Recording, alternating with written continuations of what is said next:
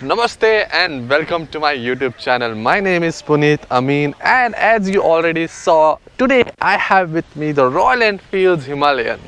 And in this video, what I'm gonna do is I'm gonna cut this video into two parts. A part number one where I'll talk about how practical is this Himalayan for your daily use or your daily commute, like for your office commute, your pillion riding, and other uses that you use a motorcycle on daily basis. And in part number two, I'm gonna talk about on how this motorcycle performs if you're planning to take it touring or off-roading, right? So that is going to be about part number two. So now let's begin.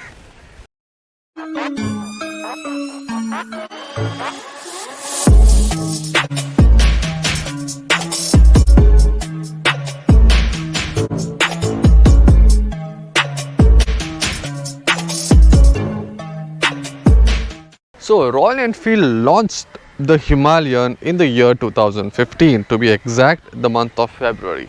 Okay, and they launched it with the tagline saying that created in the Himalayas. That means they were actually targeting a very untapped market of India. So basically they were targeting the off-roading community or the touring community of India, which was growing and still growing insanely as we speak.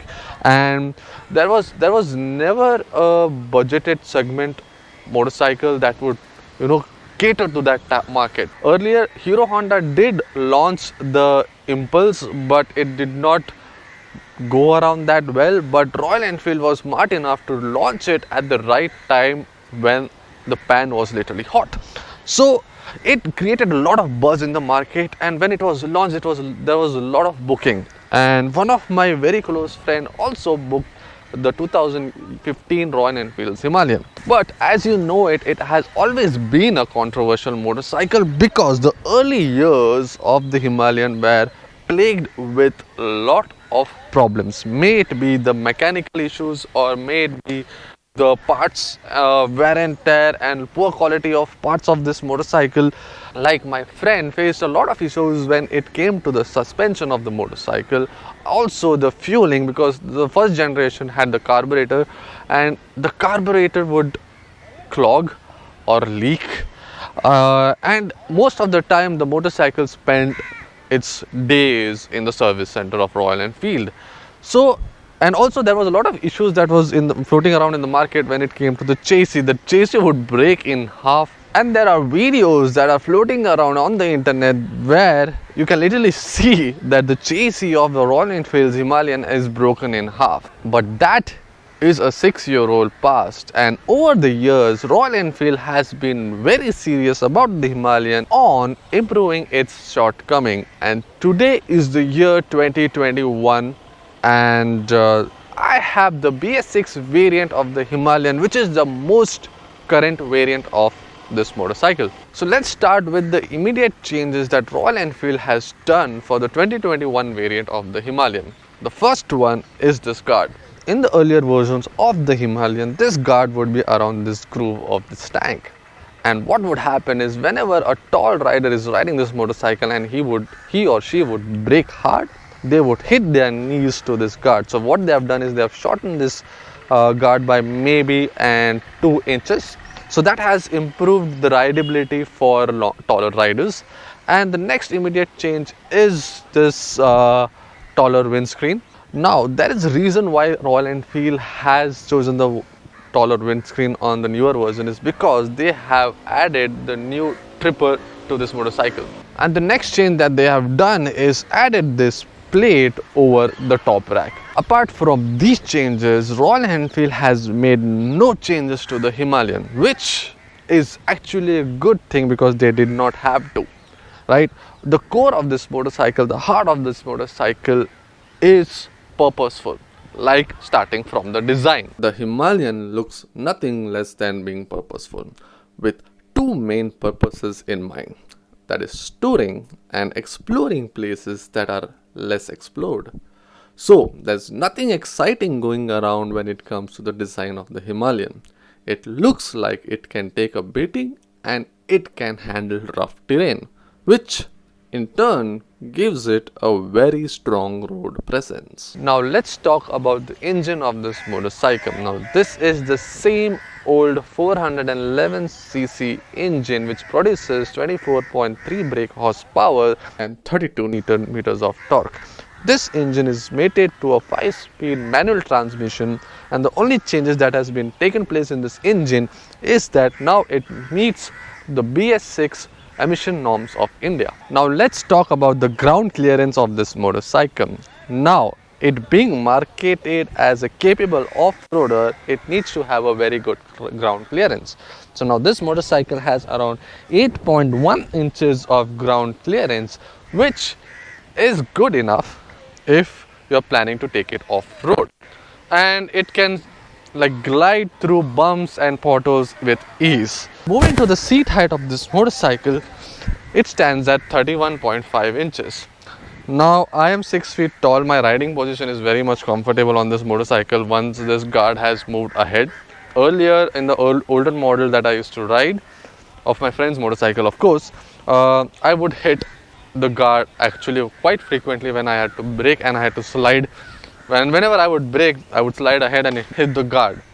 So now let me just take it off the stand real quick. So I can easily flat foot, and as you guys know, I am 6 feet 1 inches tall to be precise, and I think no tall motorcycle is a challenge for me. But if you're anything below 5'4", yeah, you might be tiptoeing or one-siding on this motorcycle. Rest, if you gain an experience, you can ride any motorcycle. You can even ride a taller motorcycle than this one. It's just a matter of experience. Now that you might have already noticed, there are a lot of accessory parts that have been fitted on this motorcycle, like this luggage stay, which is basically the original Royal Enfield's luggage rack, side mount rack, and then this beautiful looking crash guard which is from A4 Motor Design, and also this light holder. Now if you're interested to know about these A4 Motor Design accessories and parts, I've already created a dedicated video about the store and the other parts that they have to provide for different variety of motorcycles. So if you want to go check out that video, there is a pop-up I button coming up on your screen. Go hit that. I will also put the link in the description below. So what I'm gonna do now is I'm gonna hop on this motorcycle and I'm gonna talk about what this motorcycle is like to ride, to brake, to maneuver and more. So now let's switch to the helmet cam. Alright, riding the Himalayan 2021. Okay, so the immediate feel about the engine, wearing the helmet and on the saddle, I can hear the engine a lot. Rest, it's basically a tractable engine, or a tractor engine also you can call it, because it's very tractable, right? So let me demonstrate it to you. As you can see, I'm in gear 2 and I've stopped giving any acceleration, and it is now taking the weight of me and the pillion without any issues. Now it's literally at less than 1.5 rpm, that is 1,500 rpm, and I start accelerating.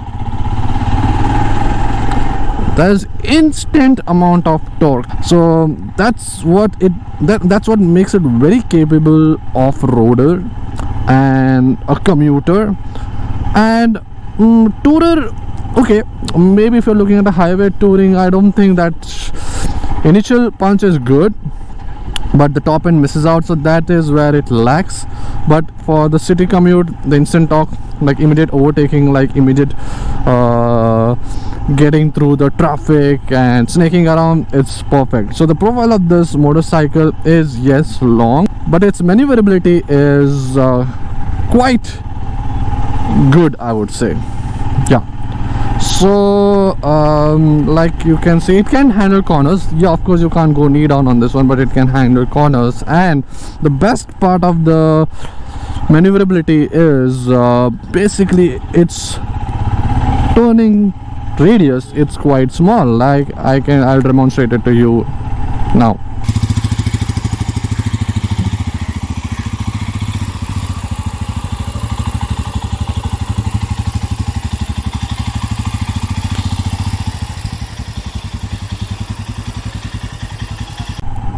Yeah, like as you can see, yes, it's quite maneuverable in slow speeds and manageable as well, and it has a very small turning radius, and even the 3-point turn on this motorcycle is quite easy and short, right? In most of the cases you don't even have to do it, it will just do it in one go. So that covers the maneuverability of this motorcycle. The reason that I am dividing this video in two parts is basically, as you can see, it's a brand new motorcycle. Now if you have in fact I was the part of taking the delivery of this motorcycle from the showroom. Now if you want to watch the video of taking the delivery, pop up I button again, link in the description again, and go watch it, but after watching this video. So which means the engine needs to break in, so that means I cannot take this motorcycle above 60 kilometers an hour. So there's no chance that I will be able to test the top end of this engine that starts from 4,500 and above, or 4,000 and above, right? So that's why the touring part and the heavy capability part is for the part 2. So for now I'm doing the commute, and I have ridden, like when I picked up this motorcycle yesterday, I have ridden around 20 kilometers in peak Mumbai traffic, like bumper to bumper. So which brings me to the heating issue of this engine. Yeah, this engine does heat up. It's a 411cc, of course it does, but it's not that often an issue. If I have to compare it from my Interceptor, it's pretty cool. It runs pretty cool. If I have to compare it with my Pulsar 220, it's almost at to the same level, like maybe a little bit more higher than the 220. It runs a little hotter, but it's not at all a deal breaker, right? It's manageable. Now coming to the next point of this motorcycle, that is the suspension, right?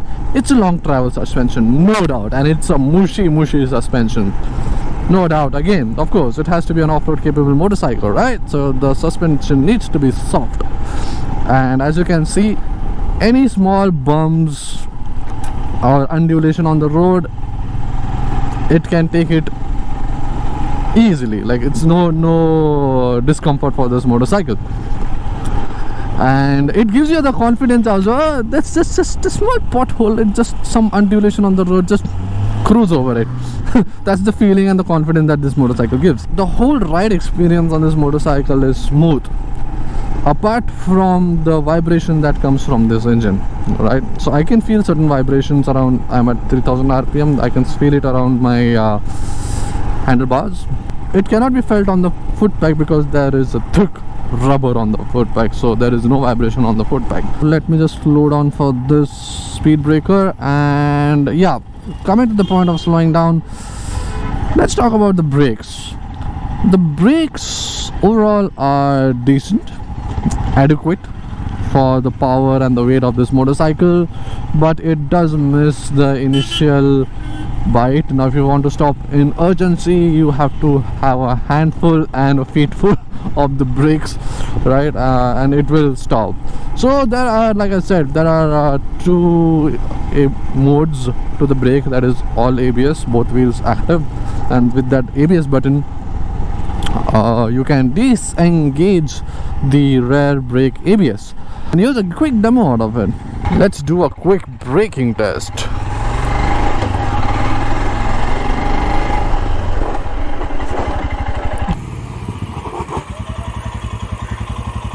Now that was with the ABS mode on. Now you have an ABS button that has been provided here.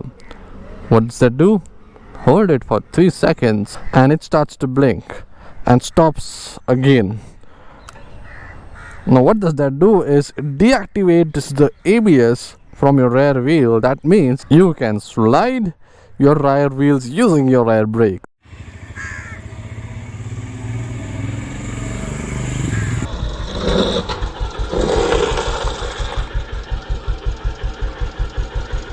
With the pillion, yes, the brake has to be applied much more harder with higher progression to take care of the extra weight. And if once you have the luggage, again the weight of the luggage, maybe whatever 6-7 kgs of your luggage or 10 kgs of your luggage, yeah, you have to use that brake more to get that stopping power.